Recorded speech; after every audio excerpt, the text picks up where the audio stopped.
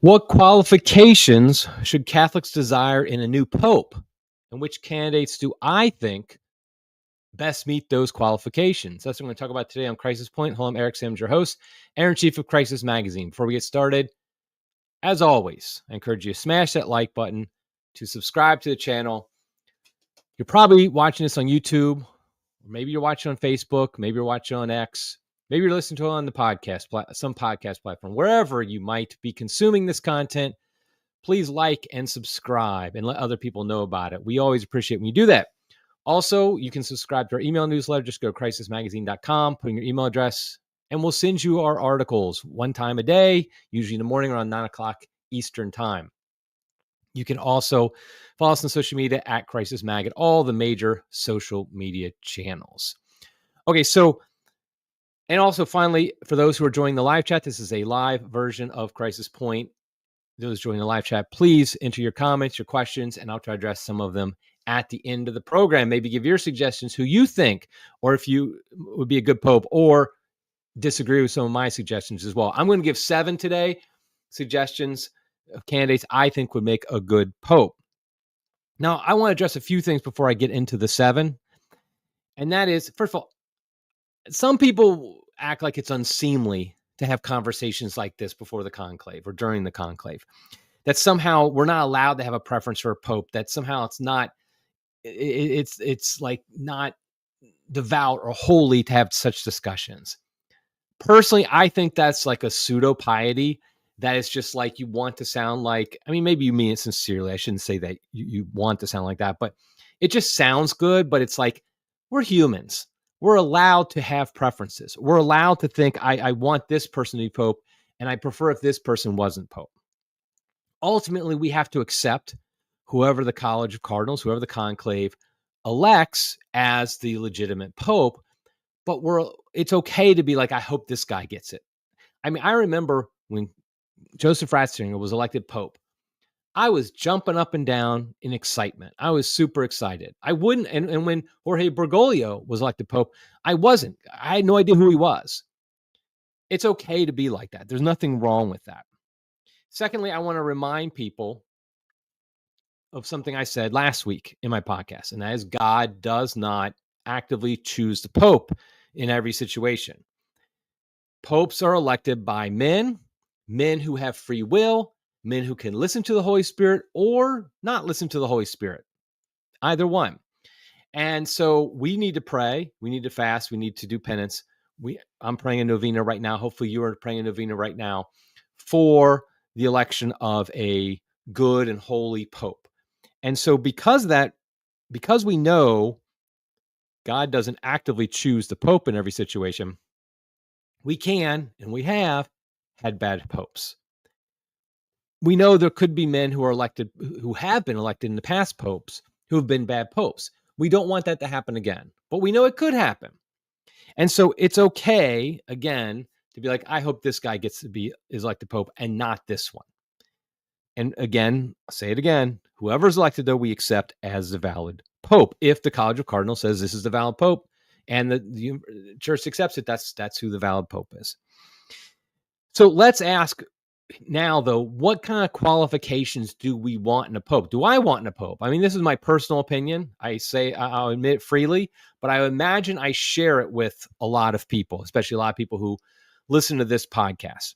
The first qualifications I have, how many do I have? I have 5 qualifications I think that would make a good pope for today. The first qualification is holiness. This should seem obvious. I don't think it's the only qualification, though, because there have been holy popes who are bad popes. And, there have been some actually pretty good popes who weren't that holy, but I think they would have been better popes if they were holy. So we want a holy pope, meaning somebody who loves Jesus Christ, who loves his mother, who is faithful to the Catholic, to the church, is faithful to following Christ wherever he might lead. So we want a holy pope. First qualification. Second qualification is we want an Orthodox pope. I think that some would, the Sedevacantist would say, well, there's no way you could have any other. I disagree with that. I think you can have popes who have personally heretical views. I don't think that means they're no longer the pope. But we want a pope who's Orthodox, but really has a love of orthodoxy. One of the things I feel like is common among the episcopate today is you have bishops who will toe the line on orthodoxy, but they almost apologize for it. They wish the church teachings would be different. I want a pope who is not only Orthodox, personally, but he loves orthodoxy. He loves the teachings of the Catholic Church, and he thinks they are the best. They are the way to salvation. They are the best explanation of how the world works, how what man is, what God is, all those things. I want a pope who loves orthodoxy, not just is personally Orthodox and kind of apologetic for it. So holy Orthodox. Third, I want a pope who is wise or prudent. You can use either word here. Somebody who can make wise decisions, have prudence, say, okay, I should do this, I shouldn't do that. In other words, would be a good governor of the church, because after all, the pope is the head of the church. He is in charge of the government of the church. And so therefore, I want a pope who is both, who is wise, who is prudent. And so that's another thing we want. So holy, Orthodox, wise. Fourth, I want a pope who is courageous. I think courage is very lacking in the church today, especially among the episcopate, including the cardinals. We have a lot of men who are not courageous, meaning they're not willing to stand up to the world. One of the things I admired about Pope John Paul II was he did have great courage. It doesn't mean he was right about everything, but he did have courage to stand up, in many cases, to the world powers. We need a pontiff who is courageous to stand up to world powers, but also to stand up to the corrupt powers within the Catholic Church today. We need somebody who has a real strength. This is where I'll be frank. This is where I think Pope Benedict failed. I think he failed this test. He was not courageous. I mean, he quit. He said, pray that the wolves don't consume me or whatever it was. And they did. And he quit. I don't think he had the courage really to stand up. I think he had a lot of good attributes. I actually think I think he was holy. I think he was holy. I just don't think he was courageous. So we need a pope who's holy, Orthodox, wise, courageous. And what's the final characteristic qualification I want in a pope? I want a pope who's clear. What I mean by that is we've had a lot of confusion. I mean, the one thing we know about, we had an article about this at Crisis called The Pope of Ironies, I think it was. Pope Francis would say one thing and do another that often contradicted themselves. Sometimes he'd say in one talk things that contradicted themselves. He was never very clear about where he stood on certain things. He would undermine his own statements with actions later. I want a pope who's very clear. He says what he means, and he means what he says. You know exactly where he stands on everything. You don't have to divine, like have the post-splainer say, what he really means is this. Just say what you mean. I think this is actually Pope Benedict was pretty clear on things. So holy, Orthodox, wise, courageous, clear. Now let's be honest. Very, very, very few men in the church, out of the church, being cardinals, whatever, match all the 5 of those qualifications. I think there's very few men in the world today who can say they're all 5 of those things. I know I'm not, and I doubt you are either. And so I recognize that what I'm saying is qualifications for a good pope are almost unreachable, but they are possible because with God, all things are possible. So they are possible, but we're just talking about what we want in a pope. And that's what I want. I want a pope who's holy, Orthodox, wise, courageous, and clear. That's what I want. If we get some combination of that kind of ticks off a lot of those boxes, but maybe not all of them, okay, that's going to be better than a pope who doesn't tick off any of them, or just maybe one of them. So the more I think a pope ticks off those 5 qualifications, I think the better pope he will be. So those are kind of my qualifications for what makes a good pope. So that being said, let me talk about who I think might be a good pope out of the candidates. First of all, let's just be clear. There are no uber trads candidates. There are no men who are celebrating the Latin Mass every day and things like that. So, I mean, I'm not looking for that. I mean, ideally one day, maybe. They all have their flaws just like we do. We shouldn't judge them on some unreasonable scale, like, oh, look at what they said back in 2009. That looks a little shady, so they're going to be a terrible pope. That's ridiculous. They're going to probably have said and done things in the past that might not really live up to our expectations, but that's okay. They could still be a good pope. Another thing I want to mention is I've only limited this to candidates who are voting cardinals. Yes, I know it's possible for them to elect someone who's not a cardinal elector, but they're probably not going to. They're almost definitely not going to. They're not going to. They're going to pick one of their own. So maybe you have, Bishop Athanasius Schneider, Bishop Strickland, or somebody like that. Yeah, sure, they might make good popes, but they're not going to get elected. So let's not worry about that. Another thing I want to say, of these 7 candidates that I'm mentioning, I'm willing to bet, I'd put money down, although you shouldn't bet on papal elections. I would put money down that none of them will actually be elected. I think there's probably a less than 5% chance that any of these 7 men that I mentioned will actually be elected. But that's just because of the state of the church today. I don't think when it comes to the qualifications that many of the cardinals are looking for, I don't think these are the 5 qualifications that I mentioned. I don't think those are the ones they're looking at. But we can hope, we can pray that perhaps they will be. So, like I said, I'm not saying this is who I think is going to win. This is who I'm saying I want to win the papal election, who I want to be the next pope. Now, I'm going to give these 7 names. I didn't really put them in any particular order, although my first one I mentioned is my first choice, but I didn't this isn't necessarily an order of how I want them to be the most. So, okay, the first one is probably no surprise, Cardinal Robert Sarah. And by the way, it is pronounced Sarah, not Sarah. I've heard some people say Sarah because it looks like Sarah on paper for Americans, but it's Sarah. Cardinal Robert Sarah. He is 79 years old. He barely made the cutoff. If Pope Francis had lived for 2 more months, Cardinal Sarah would have been too old to vote in the conclave, and so probably wouldn't have been selected himself.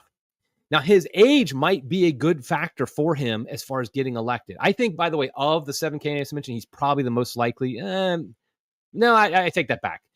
He's more likely than some of the others, but I think 1 or 2 of the other ones I mentioned are more likely. He is very well known. I mean, he's written some beautiful books. He's from Africa, from Guinea. He is his parents were converts to Catholicism. He was the secretary for the Congregation for the Evangelization of Peoples under John Paul II. It was Benedict who named him the prefect of the congregation. I'm sorry, take that back. It was Francis who nominated him for the prefect of Congregation of Divine Worship, a position he held until 2021. He was made a cardinal by Pope Benedict, though, in 2010. I think, he speaks French, Italian, and English fluently. I think he comes across, at least, as a very holy man. A very holy man. I think it would be wonderful if Cardinal Sarah were elected Pope, because I think it would be it would be against the Western European domination of the church. And I include Francis in that, by the way.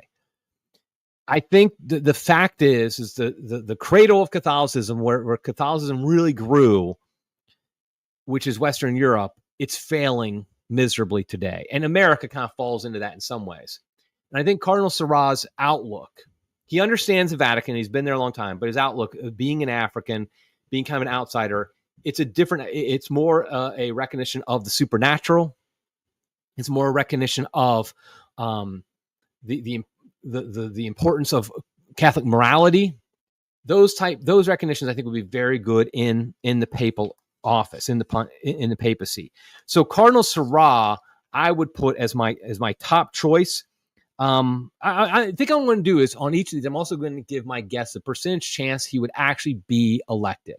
I'm going to put Cardinal Sarah. Let me see if I can keep track of this, but I won't. I don't have a pen with me. I'll put Cardinal Sarah at maybe 2 to 3%, maybe 2 to 3% chance. So not likely, but not impossible that he would get elected. So like I said, Cardinal Sarah is my top choice. Now, again, not in necessarily particular order. My next one is Cardinal Raymond Burke. I think he'd make an excellent pope. Now, just to get it out there right now, I think there's a 0% chance he will be elected pope. I don't think there's any chance whatsoever He's too much of a lightning rod. He has no desire. I mean, he's not campaigning. He doesn't seem to have any interest in becoming the Pope. And there is politicking involved. Let's be honest. I'm not saying that somebody like a Cardinal Sarah is like pushing, like, make me the Pope, but I am saying he's not afraid of. He won't back down. He's going to put himself out there as, I'm going to be a voice for what I think the next Pope should be. If you pick me, okay. Whereas I think Cardinal Burke is very much more just like, I want nothing to do with being the next Pope. And so I'm just going to, pray and vote accordingly. Cardinal Burke, I think we're most familiar with. He's 76 years old. Most of these men, I think all of them except for one, is in their 70s. The seven I mentioned. But Cardinal Burke was also made. Was he made a pope? But yeah, he was made. I'm sorry, he was made cardinal at the exact same consistory as Cardinal Sarah. I did not know that in November 2010. He obviously has a deep experience as a diocesan bishop in America. He was in Wisconsin. I think it was La Crosse. He was the bishop of La Crosse in 1995. He went to St. Louis. And then, though, Benedict made him the prefect of the Supreme Tribunal of the Apostolic Signartia. I might mispronounce that. Basically, the head of the Supreme Court of the Catholic Church. And so he was that until 2014. He, of course, is one of the dubia cardinals who ask questions to Pope Francis. Pope Francis refused to answer about Amoris Laetitia. He has been very strong in his support of traditional Latin Mass. By the way, Cardinal Sarah also, I don't think he's quite as strong on the traditional Latin Mass as Cardinal Burke is, but also a friend of the traditional Latin Mass. He understands the importance of Cardinal Burke, that is, of the liturgy. Also, he obviously has a very fundamental and strong understanding of canon law. He's fluent or proficient, at least in English, Latin, French, Italian, and he does have a smattering of knowledge of Spanish. I do think knowledge of languages matters. I wouldn't not vote for somebody if he wasn't have a lot of languages behind him, but that would be helpful. I think one of the great things about Cardinal Burke is that he'd be very clear. When I talked about being clear, you know exactly where Cardinal Burke stands. He does not mince words. He does not try to shirk his responsibility as a shepherd of the church to speak the truth. So Cardinal Burke, again, I think it's a 0% chance Cardinal Burke will be elected Pope, but that is another one of my choices. So I have Cardinal Sarah, Cardinal Burke. Okay, another one nobody ever mentions, because I think he also has 0% chance, is Cardinal Mueller. Cardinal Gerhard Ludwig Mueller. He, of course, is the German. I don't think they pick another German because they just had a German in Benedict, and he's a lot like Benedict. So I think that's one reason I think he has 0% chance.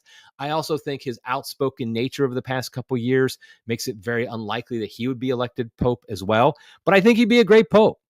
He was he was made a cardinal in 2014. He's 77 years old. Again, another one of these in kind of their late 70s. And Pope Francis actually made him the head of the CDF. And so in 2014, and so, but then he did not renew. Maybe it was 2000 and I'm sorry, I got that wrong. Pope Benedict made him the prefect of the Congregation for the Doctrine of Faith, what Cardinal Fernandez is today, what Pope Benedict was under Pope John Paul II. And then, though, when his 5-year term was up in 2017, Pope Francis did not renew it. The truth is, Cardinal Mueller has a background that has a few things in his past that he says things that's like, I'm not so sure about. But if you look at the way he's been the past few years, he has been very strong. One of the most outspoken cardinals against the confusion that's been happening under the Francis pontificate. And so I think he'd be a wonderful Pope because he'd be very clear. He is Orthodox. He just has a lot of things going for him. And I think, like I said, I think he's gotten better over the years. I really do. Again, I think he's 0% chance because of his outspoken nature against Francis. He's from Germany. And I mean, a former head of CDF who is from Germany, I don't think is going to be Pope again this soon. Okay, so we got Sarah, Burke, Mueller. Here's one of mine, like dark horse candidates, Cardinal Malcolm Ranjith. by the way, if I mispronounce any names, I apologize to people. I'm just terrible at names. So Cardinal Malcolm Redgeith, he is the Metropolitan Archbishop of Colombo, Sri Lanka, and he is 77 years old. And he was made a cardinal in 2012, again by Benedict. I think all these so far were made cardinals by Benedict. Is that true? No, Cardinal Mueller was actually made a cardinal by Francis in 2014. So Ranjith, okay, I'll just say it. This is the one I kind of am rooting for the most. I'm the one I'm pulling for. I mean, it's kind of silly. I think, I'm not claiming I have no way of affecting the thing, but we can have like kind of favorites, can't we? And I kind of feel like whereas I think Colonel Sarah would probably be the best of all these. I kind of have this real admiration for Cardinal Ranjith the more I learn about him. I think he also has a chance. I think it's probably in about the same chances as Cardinal Sarah, like maybe the 3 to 5% range. So a little bit more than Cardinal Sarah, maybe, but probably still unlikely. I look at him, when I look at his background, he strikes me as a bishop in the mold of Pope Benedict. He's very intelligent. He's a scripture scholar. He's fluent in 10 languages. So we're talking John Paul II territory now. Italian, German, French, Hebrew, Greek, Latin, Spanish, English, Tamil, and I don't even know what this language is. Sinhalese. I assume it's one in Sri Lanka. So, I mean, this guy, Hebrew, Greek, and Latin. Come on. If you got those languages down, let's do it. He also he's worked with the poor. His pastoral experience early on was a poor fisherman. He is a extensive experience in church government. He's been both involved in divine worship and evangelization of peoples. He's just he actually, this is the one that I'll bring up that I liked.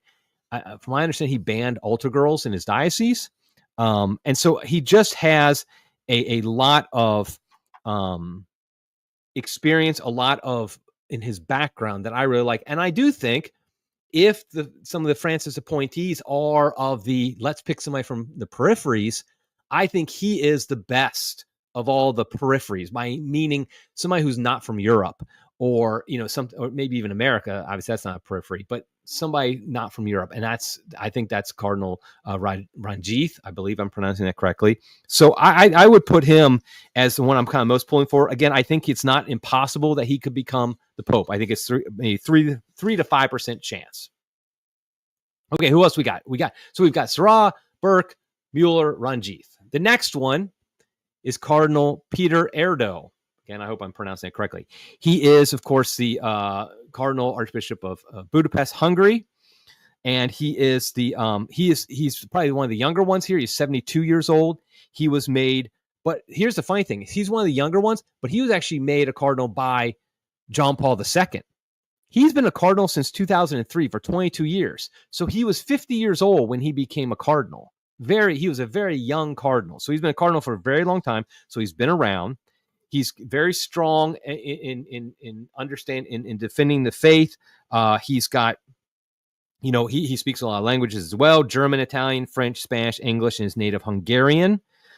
He's a man of great intellect. People, this is something that is well known, that he's a well-read author. He's a proficient teacher. He's a canonist. He's a scripture scholar. The guy's brilliant. He seems to have a love of, he is definitely not a traditional Latin Mass guy, but at the same time, his understanding and appreciation in the liturgy seems to tend traditional. So I think that would be good. He's politically, even though, he's kind of in line with Hungary. So he's kind of outside the Western European norm. So I think that's very good. I think in general, he's a JP2 kind of person. So if I'd say Ranjith is kind of like in the mold of Benedict, I'd put Erdo in the mold of JP2. He's probably a little bit more squishy on some like issues like people being in judge, everybody going to heaven. He's not a universalist, but he's a little bit more open to things like that, like JP2 was. He's maybe, he's good, but I think he'd be a JP2 type of Pope who's maybe might have some things I have issue with, but that's okay. I mean, like I said, none of these guys are perfect, and I'm not either.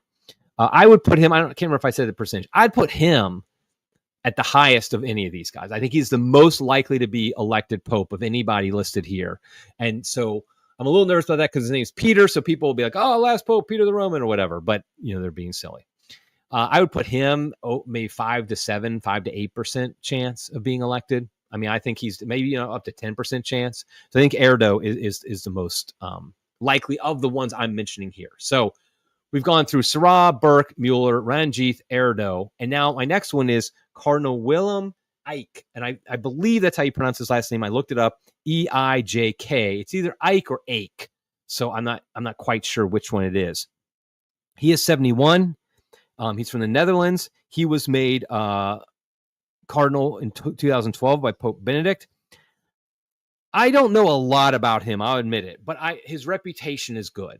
From what I have seen, what I've read, he is he's a solid bishop.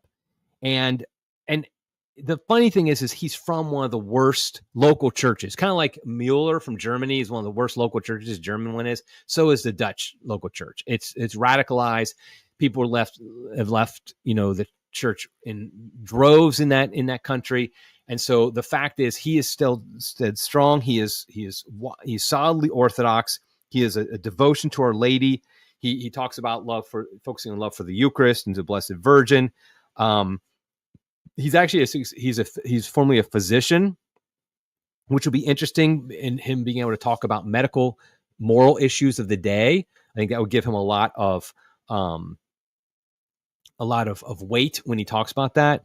He's very strong in supporting the church's teachings. He's he defends Humanae Vitae, for example, which I know all of them should, but especially where he's Netherlands. I mean, he's defending Humanae Vitae. So I think he is. He's also very strong about an all celibate, all male priesthood. So I think he's good in a lot of ways. I'm not. He's not perfect. None of these guys are.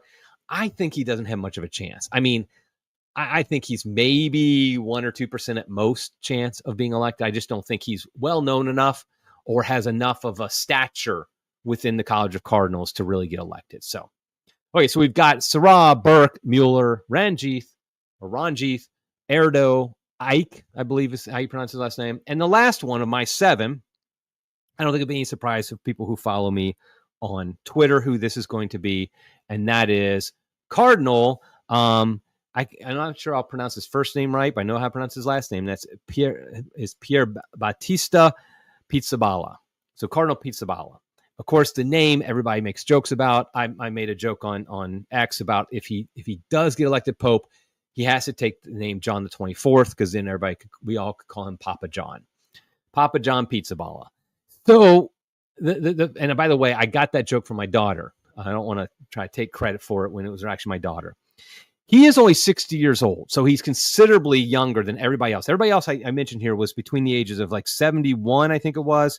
Yes, 71 and 79. He's only 60. That alone probably makes it unlikely he'll be elected Pope. I don't think the Cardinals want a young Pope, but it always is possible. I put, by the way, his percent chance, maybe 3%, 2 to 3%. And I'll explain why here in a second. He's from Italy, but he's the Latin Patriarch of Jerusalem.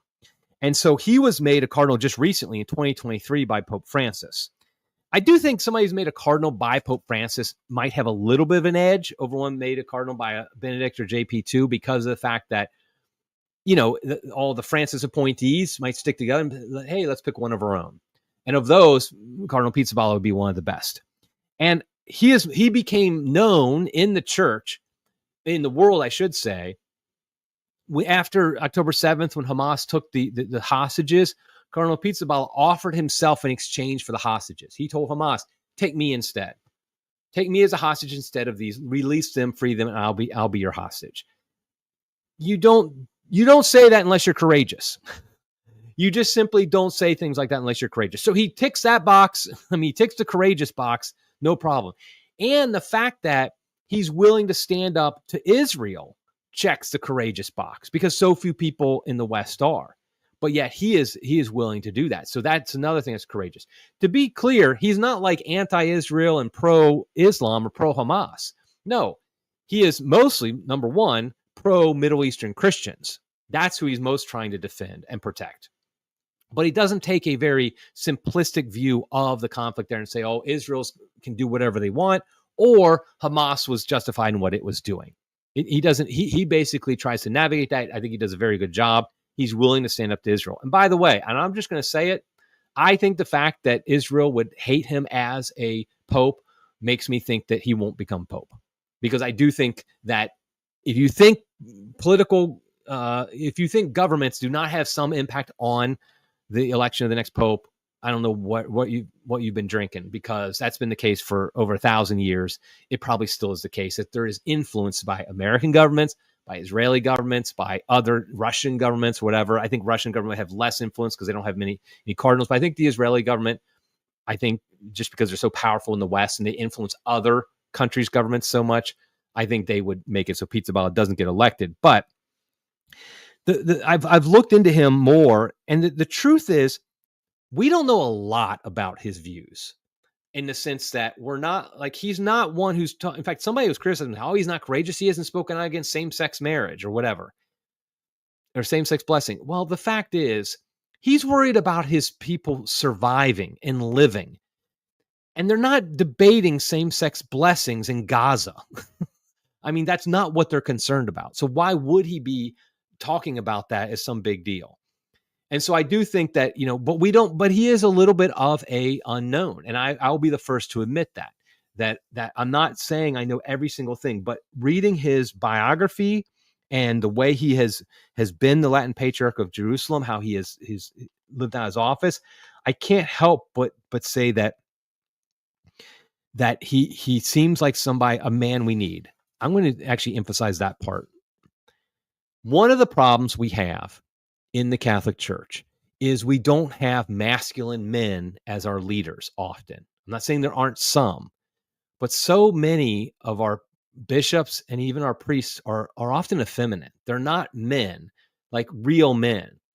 Cardinal Pizzaballa comes across to me as a man, as a real man, as a masculine man, as somebody who is robust. He's not effeminate. He's not like, oh, my first thought is, will I offend anybody by saying this?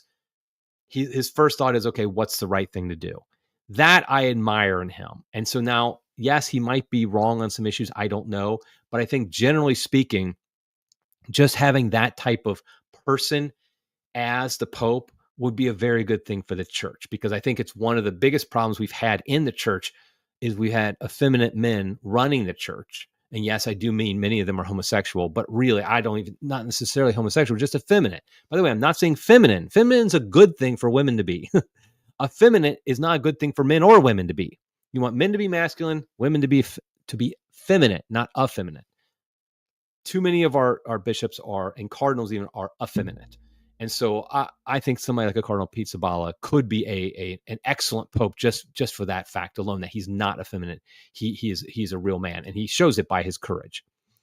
Okay, so those are my 7 people, that men I think I most would like to be pope: Cardinal Sarah, Burke, Mueller, Ranjith, Erdo, Ike, and Pizzaballa. Those are the 7 men. There are other cardinals that I think probably could end up being decent. There are cardinals that I think would probably be terrible popes. I'm not going to say who they are, because I refuse to say they will be a terrible pope for sure. Ultimately, we need to accept whoever the pope is and give him a chance. We need to, whoever's elected, whoever walks out there on that balcony after they say Habemus Papam, we need to give them a chance to be the pope, not to immediately say, okay, let's find everything they've done wrong in the past. Let's find everything they're going to do wrong every single moment. No, we pray for them and we fast for them and we give them a chance. But I will say these 7 men are the ones I'm most hoping one of them walks out. I think it's unlikely. Like, if you can, I know my math here doesn't work out, but I'd say all the 7 of the ones I added combined, I really actually don't think they have more than about 5 to 7% chance of any of them combined being elected. But if one of them walked out, I would be very happy and I would be very hopeful. If somebody else walks out, I'll give them the benefit of the doubt. I'll give them a chance. But that's kind of my own thoughts on this matter. Okay, let me look at some of the questions and comments that people made. Okay, Mythological Myth says Bishop Barron would make a good pope, first pope from America. Okay, that's not going to happen. Like I said, I don't think they're going to pick someone who's not a cardinal elector. I have a very, I don't even know what the word is. My opinion of Bishop Barron, I think, is just, it's all over the map. I honestly do like him in a lot of ways. I think he does many things very well, and I appreciate him in a lot of ways. I also think he's horrible in a lot of ways. And horrible, that's probably too strong. Okay, I'm going to regret that. Somebody's going to clip that out. But I honestly think his views, the way he deals with certain things, and like particularly on religious differences, and on the universal salvation, things like that. I think he's very poor on. And I think he does a terrible job on that. But I do think he does other things very well. Honestly, if I had to stack up Bishop Barron to the 135 cardinal electors, I would pick Bishop Barron. He would probably make my top 10, maybe top 15 at worst. So overall, I agree he would make a better pope than most of them. Okay, Justin, Rad, Trad, Dad. Michael says, Bishop, dare we hope Barron. He would be a weak pope. Okay, Cardinal Ranjith would be my first choice. Cardinal Pizza Ball and Sarah would be great too. I mean, Barron is a lightning rod, and I appreciate that. Most trads really don't like him. Most conservative Catholics do like him. I fall somewhere in the middle, kind of like I do on a lot of things in this. I'm wishy-washy. I'm on the fence, that type of person. No, I'm kind of a cross between a trad and a kind of a more conservative, the conservative type Catholic. I admit that. So I do like Barron in a lot of ways, but I don't know what kind of pope he'd be, to be honest. Okay, female KC Royals fan from Nebraska says Pope Francis said that abortion is like hiring a hitman. Pope Francis gives an award to an abortionist who used a bike pump to perform baby killings. That, you've just summed it up. That's the issue. That was always the issue with Pope Francis. It's not that he didn't say things at times that were very good. He did. And of course, that's what the Pope splainers would just trot out every time to say, oh, he's this based Orthodox Pope. Well, I could find the thing with Pope Francis is literally everybody could find something about him, something he said or did that they liked. Everybody, from the most traditional Catholic to the most secular atheist who hates the church. All of them could find something Pope Francis did they liked. And the truth is, that's not really the way a good Pope would be. A good Pope would be loved by some and hated by many, just like our Lord Jesus Christ was. So I don't think that was that great. Okay, Trev Williams, Cardinal Ranjith would be a surprise pick. I've been seeing the same things. I have the same hunch. I would love it. I think he would be very good. I think it'd be a huge improvement. But yeah, Cardinal Ranjith. I see we have a few fanboys of Ranjith. Okay, we got another one here. Nicholas Fernandez says Ranjith would be the best choice, but it seems highly unlikely. I'm glad we got some other fanboys of Ranjith here. I still think Sarah would be the best choice of the seven I said, but Ranjith I think would be a good choice. I also agree it'd be highly unlikely. Like I said, all these guys have a small chance of being elected to the Pope. And that's just more a state of where we are as a church, like I said, than anything else. It's not that we don't, we have some decent candidates, but ultimately nobody, we're probably not going to get one of these seven. But we pray, we fast, and it's okay, like I said, to want certain men to become Pope and to kind of root for them. Ask God. God never minds when we ask him for things, as long as we're willing to say, thy will be done at the end of it. So I will ask, Lord, please make one of these seven men the next supreme pontiff, but your will be done. And I acknowledge that at time that the Cardinals might not listen to God's voice on this. I pray that they do. So hopefully they will. Okay, well, that's it for today. I think we're going to have another podcast later this week about the conclave. I think I'm trying to get Tim Flanders of 1 Peter 5 to come on. I think we got that scheduled, and we will talk about some more, maybe some how the conclave is going to happen and other candidates outside of the ones that we just want to become Pope. But I wanted to just talk about them. Keep it positive. Keep it on a positive note here. So. Okay, and for those who didn't know, the conclave starts on May 7th, which I believe is next Wednesday. I think it's a week and a day from today. So be praying your novenas, be praying your prayers, you're doing your penances, everything for a successful conclave, which means one that listens to the Holy Spirit. Okay, everybody, until next time, God love you.